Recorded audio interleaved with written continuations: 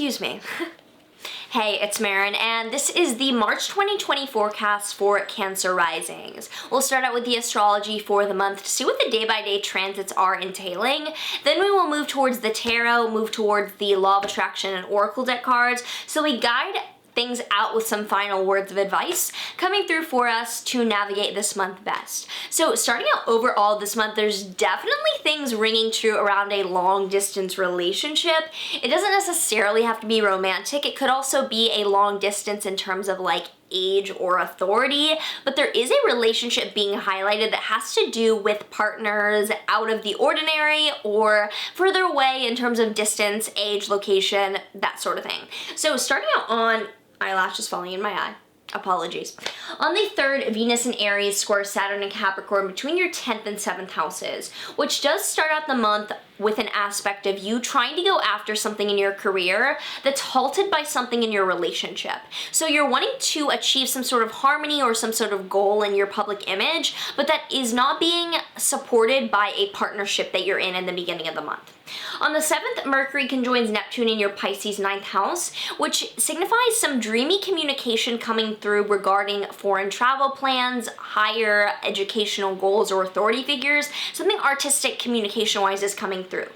On the 7th as well, Venus conjoins Uranus and Taurus in your 11th house, which is an aspect of unexpected harmony or unexpected aesthetic beauty coming out of relationships, groups, and networking in your life. On the 9th, there is a full moon in your Pisces 9th house, a culmination regarding foreign travel plans, long distance travel, foreigners, higher education or authority or philosophy in your life. There is a full video on this that I will link down below that I did on all the ins and outs about this full moon, but it is a time of releasing those areas of your life in terms of a chapter that's coming to a head. On the 10th, the Sun in Pisces sextiles Jupiter in Capricorn, and on the 14th, the Sun in Pisces sextiles Pluto in Capricorn. So between your 9th and 7th houses, I see what you're wanting to go after in terms of your relationships. So I see some intense optimism and growth in your relationships having to do with someone that is a foreigner or a long distance away, like countries away, or having to do with someone who is of higher authority than you. There could be a relationship budding along those lines. Then on the 14th, Mars in Capricorn sextiles Neptune in Pisces. So furthermore, you're like going after this relationship pretty like practically, like you're going after this initiation with this person based on some dreaminess that they're bringing to the table. On the 19th, the Sun in Pisces sextiles Saturn in Capricorn, which further indicates that like you're serious about this and that they are lighting up your life, to say the least. On the 19th, Mars conjoins Jupiter in Capricorn, and then on the 22nd, Mars conjoins Pluto in Capricorn, which is definitely indicating that there's some sort of explosive situation happening with relationships for you, whether for better or for worse. The dynamic is very dramatic and very explosive. On the 24th, there's then a new moon in your Aries 10th house. On a complete other note, a new beginning in your career world having to do with your public image, a time to plant seeds around that area of your life. So if you're wanting to know more about this new moon, full video is linked down below and you can check that out. On the 27th, Venus and Taurus trines Jupiter and Capricorn with reception, so you're able to actualize some harmony or some opportunity in your networking and your friendship. There's some good things coming about with friends and groups, also being helped out by that relationship. So that relationship partner is bringing to you networking and career opportunities. And then on the 27th, Jupiter conjoins Pluto in Capricorn, further exacerbating the situation. There's some drama in relationships coming nearing the end of the month.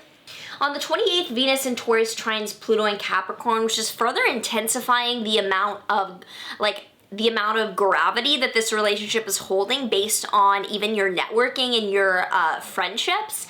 And then on the 30th, Mars conjoins Saturn and Capricorn in your 7th house, which is an aspect of really putting on the brakes in relationships or something really being solidified.